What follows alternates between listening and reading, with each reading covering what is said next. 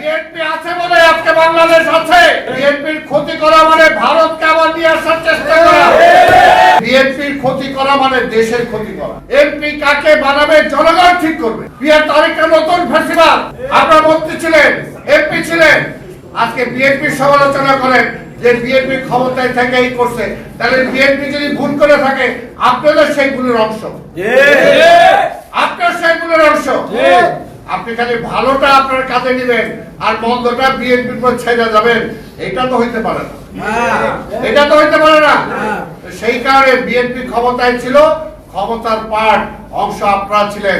যে কারণে আওয়ামী লীগ বারবার বলতো বিএনপি জামাত, বিএনপি জামাত। এই জামাতের জন্য বিএনপিকে যুদ্ধ অপরাধীর টাইটেল পর্যন্ত নিতে হয়েছে।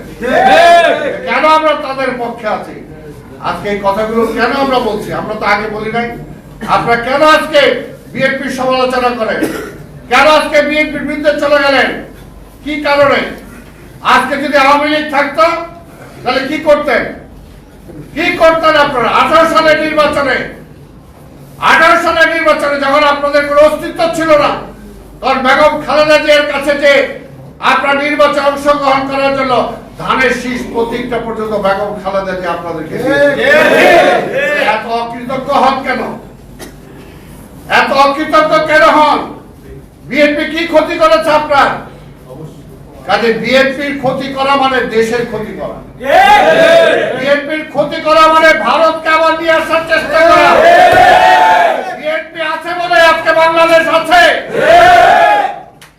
পরিষ্কার কথা, শহীদ রাষ্ট্রপতি জিয়া রহমান সেদিন দাঁড়িয়েছিল বলেই বাংলাদেশ টিকে আছে। শহীদ জিয়ার পথ ধরে বেগম খালেদা জিয়া তপস্যার ছিল বলে বাংলাদেশ আধিপত্যবাদী শক্তির বিরুদ্ধে দাঁড়িয়েছিল। আপনারা যে শক্তিটাকে নিয়ে আসছিলেন আওয়ামী লীগ, সেই আওয়ামী লীগ এসে 17 বছরে দেশটা খায় ফেলাইছে, খায় ফেলাইছে। এই দেশের রাষ্ট্রপতি নির্বাচনে আওয়ামী লীগের সাথে আপনারা একসাথে ভোট করছেন। কাজে আল্লাহর রাস্তে সেগুলো আমাদেরকে দিয়ে বলেন না। যদি আপনারা মনে করে থাকেন ভুল করছেন, আলোচনা করতে চান, অবশ্যই মহাসচিবরা বলেন, আমাদের ভারপ্রাপ্ত চেয়ারম্যানরা বলেন। আমরা চাই না যে আজকে কোনোভাবেই দেশে আরেকটা সংকট সৃষ্টি হোক। বিএনপি এত কিছুর পরেও আপনারা নির্বাচন দিচ্ছেন না, নির্বাচন দিতে দিচ্ছেন না। কখনো বলেন এই পিআর সিস্টেম, পিআরটা কি? পিআর তারিখটা নতুন ফেস্টিভাল। জনগণ এমপি কাকে বানাবে জনগণ ঠিক করবে। তারা বলতেছে না জনগণ ঠিক করতে পারবে না, তার দল ঠিক করে দিবে। এইটা তো আরেক ফেস্টিভাল।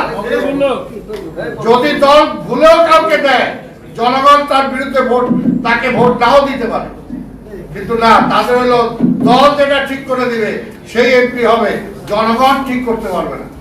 এটা তো আরেক ফেস্টিভাল, এটা তো আরেক ফেস্টিভাল। আর আপনারা এই পিআর সিস্টেমের মধ্যে দিয়ে একটা ঝুলন্ত পার্লামেন্ট করতে চান। ঝুলন্ত পার্লামেন্ট করলে কার লাভ হবে? ভারতের লাভ, ভারতের লাভ হবে। কারণ এই মুহূর্তে একটা শক্তিশালী সরকার দরকার, যে ভারতের বিরুদ্ধে আঙুল তুলে কথা বলতে পারবে যে তোমার সীমান্তে হত্যা থামাও, আমার কৃষককে ধরে নিয়ে যেতে পারবে না, রাতের অন্ধকারে পুশিং করতে পারবে না, আমার ন্যায্য পানি আমাকে দিতে হবে, বর্ষার সময় তুমি পানি নিয়ে আমাকে ভাষায় দিতে পারবে না। এই কথাটা বলার মতো একটা স্ট্রং গভর্নমেন্ট দরকার। তারা সেটা চায় না। তারা কার পক্ষে? সদাই বুঝা যায় ভারতের পক্ষে। পরিষ্কার এই কথাগুলো তো আমরা এমনি বলতেছি না। কাজে ওইদিকে যায় না, ওইদিকে না যায়। যদি মনে করেন যে এতদিন যার সাথে ছিলেন যে বিএনপি, আজকে সেই বিএনপি কে অনুসরণ করেন।